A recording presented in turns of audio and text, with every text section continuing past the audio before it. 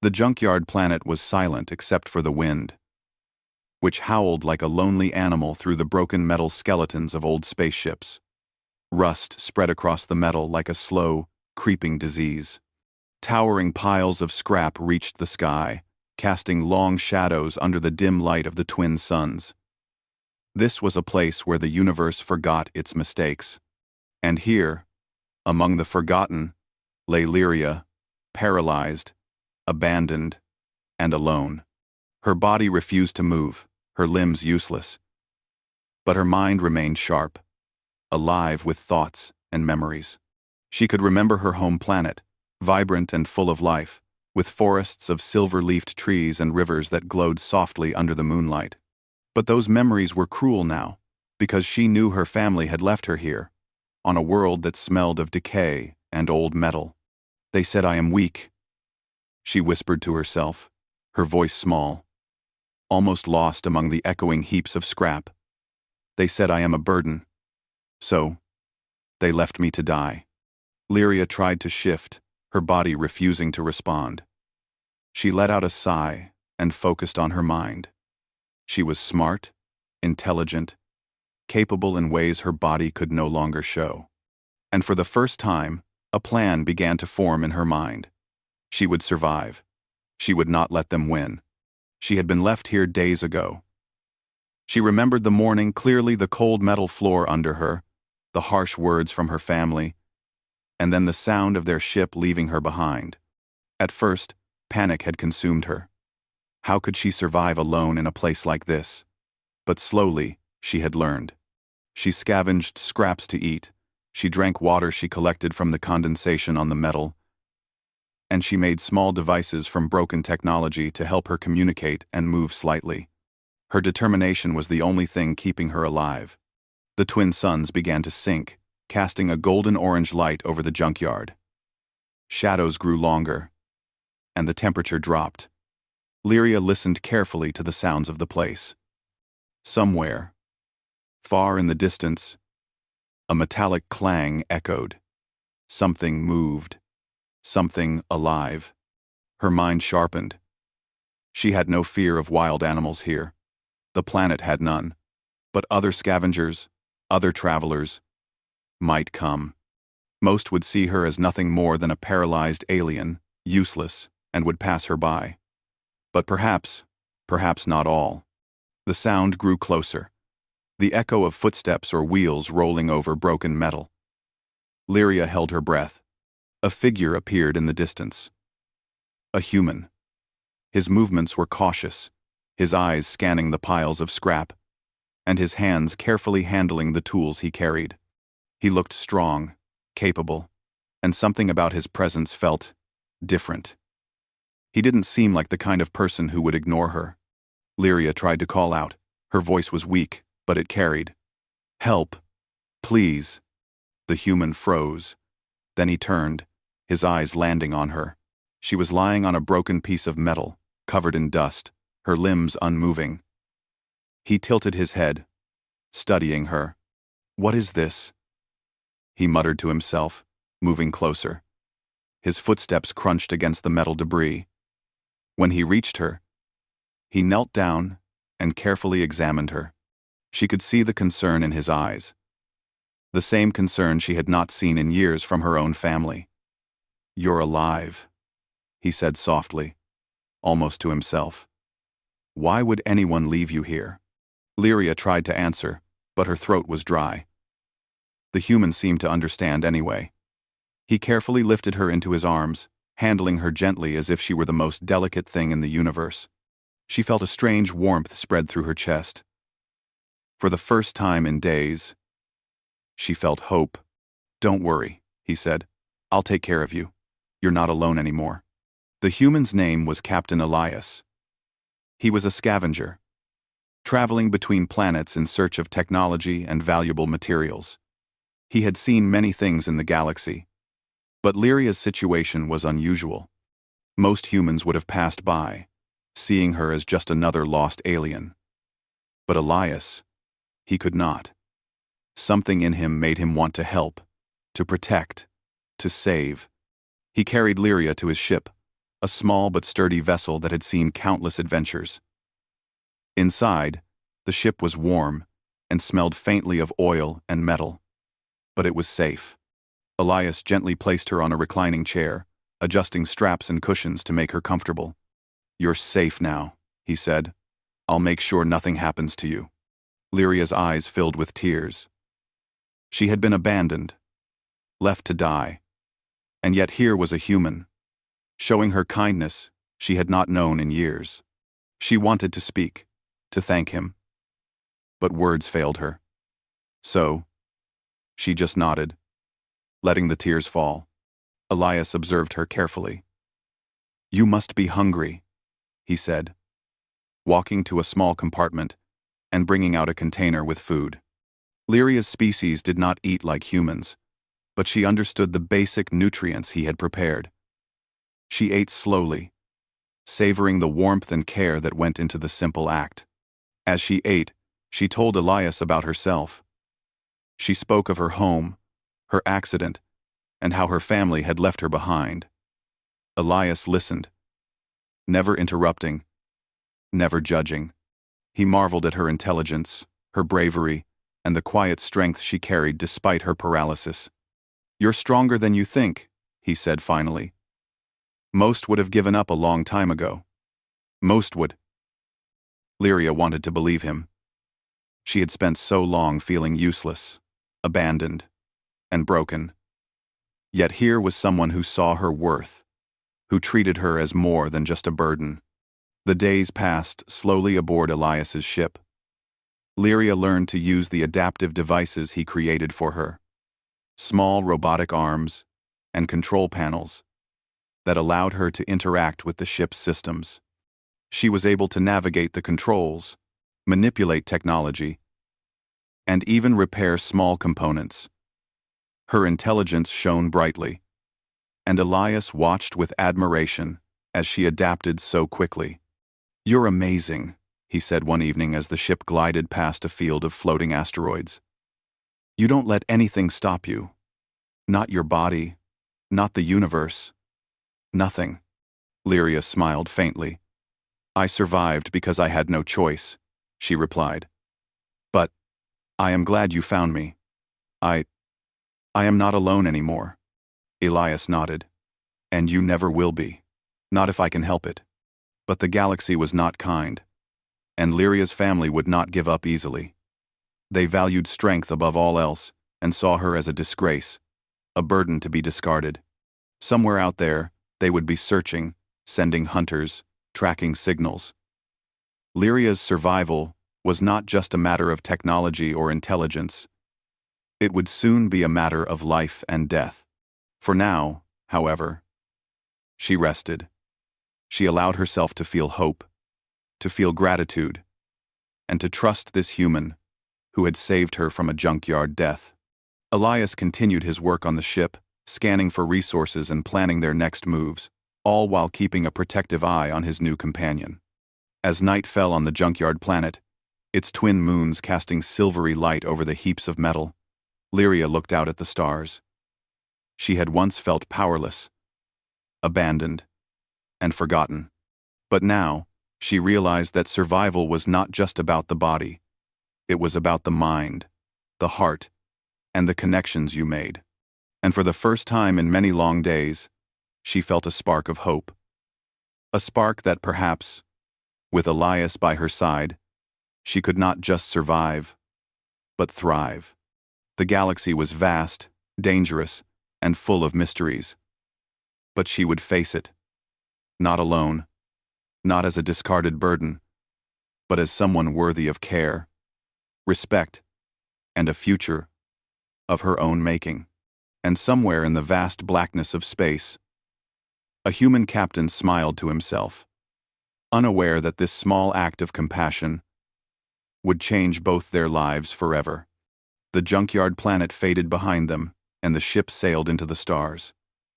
Their journey had only just begun. The ship glided silently through the endless black of space, leaving the junkyard planet far behind. Stars stretched endlessly, like tiny sparks of hope scattered across a dark canvas. Lyria sat in her adaptive chair, staring out at the infinite galaxy, feeling a strange mix of fear and excitement. She had survived being abandoned, survived a world that had wanted her dead, but now, the universe was opening new possibilities. Captain Elias worked quietly at the ship's control panel, scanning star maps and rerouting power through the ship's systems. He glanced at Lyria every few minutes, checking to make sure she was comfortable and safe. Despite the hum of the engines and the blinking lights of control panels, a calm silence hung between them. Lyria had begun to trust him, though her mind remained alert, cautious. "You seem quiet," Elias said finally, his voice breaking the calm. Lyria nodded slowly. "I am learning," she said. "I need to understand this ship, your systems. I must adapt. My body cannot move, but my mind can, and I will not waste it." Elias smiled. "Good, because there's a lot to learn. You'll be surprised at what humans can do with a bit of ingenuity and a lot of stubbornness." Over the next few days, Lyria learned quickly. Using the ship's adaptive technology, she controlled robotic arms, adjusted navigation, and even began helping Elias repair some of the ship's damaged systems. Her species had always been intelligent, but Lyria's mind was sharp in ways Elias had not expected. She saw patterns in technology, noticed details he would have missed, and sometimes predicted outcomes before he could act. "You're amazing," he said one evening as they drifted past a glowing asteroid belt. "Honestly, you could teach me a thing or two." Lyria smiled faintly, a spark of pride lighting her eyes. "I have always learned from observation. I have no choice but to use my mind." But the galaxy was not forgiving, and peace rarely lasted. Unknown to them, sensors in the distance were detecting their ship. On a sleek black vessel, Lyria's family, proud and relentless, had sent hunters to bring her back.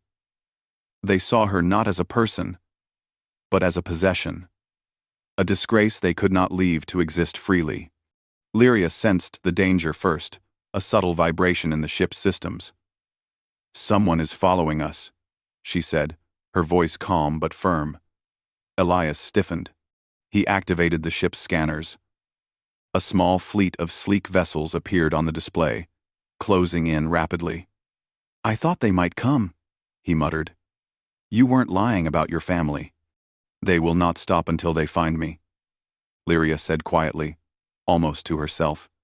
"But I will not go back." Her determination was clear. She had survived once. She could survive again. Elias studied the approaching ships. They were fast and heavily armed, built for capture, not combat. "We need to be smart," he said. "I can't outgun them, but we can outthink them. You with me?" Lyria nodded. "I will help. We can use their assumptions against them. They will underestimate what we can do." And so, the chase began. The human ship darted through asteroid fields, weaving between massive floating rocks with precision. Lyria guided Elias using the ship's systems, anticipating the hunter's moves, calculating trajectories, and plotting routes through narrow gaps. Each maneuver required careful thought, quick reflexes, and trust between them. "You're incredible," Elias said, his voice a mix of awe and excitement. "I never thought I'd be chased by alien forces through an asteroid field, and I have the perfect co-pilot for it." Lyria allowed herself a small smile. For the first time, fear did not dominate her thoughts. She felt alive. She felt powerful not because of her body, but because of her mind and the partnership she had formed with Elias. The hunters fired once, then again. But the human ship dodged skillfully. Pieces of asteroid shattered, sending clouds of debris across space. Lyria calculated each move, giving Elias instructions in real time. Their teamwork was precise, almost instinctive. Hours passed. The hunters became frustrated. They did not understand how a human and a paralyzed alien could work together so efficiently. Their frustration grew into mistakes, which Elias and Lyria exploited. Finally, Using a clever trick, Elias navigated the ship into a massive asteroid cluster. The hunters pursued, but their larger ships were too slow, too rigid to follow through the narrow gaps. One by one, their vessels collided with asteroids, forcing them to retreat. Lyria exhaled. Her first real victory against her family's forces. "You did it," she said softly, a mix of relief and disbelief in her voice. "We did it," Elias corrected. "Together." They spent the next few days repairing the ship and resting. Lyria grew stronger in her confidence, and Elias continued to marvel at her intelligence and courage. He often caught himself staring at her, realizing that this small, paralyzed alien was braver than most warriors he had ever met. As they traveled through uncharted sectors, Lyria began to share more about her knowledge. She spoke of distant star systems, ancient technologies, and rare resources that could change the balance of power in the galaxy. Elias listened carefully, recognizing the value of her wisdom, not just for survival, but for understanding the universe itself. One day, as they passed a glowing nebula, Lyria paused. "I can help you," she said quietly. "I know of a place. A hidden colony. Humans and aliens live there together. It is safe, but it is far." Elias nodded. "Then that is where we will go. Safety first. Then, we can plan our next steps." But the danger was never far. Lyria's family would not give up easily. And somewhere in the galaxy, they were regrouping, preparing for another attempt to capture her. She knew they would strike again, and next time, the stakes would be higher. That night, Lyria looked out at the stars. "I survived once," she whispered. "I will survive again. I have to." Elias watched her from the control panel. "You're amazing," he said quietly. "Not because of what you can do, but because of who you are.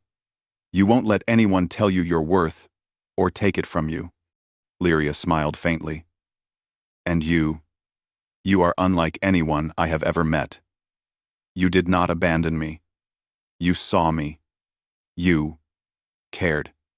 You are unlike anyone. You cared." Elias shook his head. "It's simple. If I can help someone, I do. You're alive, and that is enough reason." For the first time since her abandonment, Lyria felt the warmth of connection. She had spent so long alone, thinking herself worthless, that the simple act of someone caring for her was almost overwhelming. But Elias had shown her that compassion existed in the galaxy. That humans could be more than just survivalists. They could be protectors, friends, even allies. Days passed, and the journey continued. Elias and Lyria traveled through colorful nebulae, past abandoned stations, and over asteroid belts.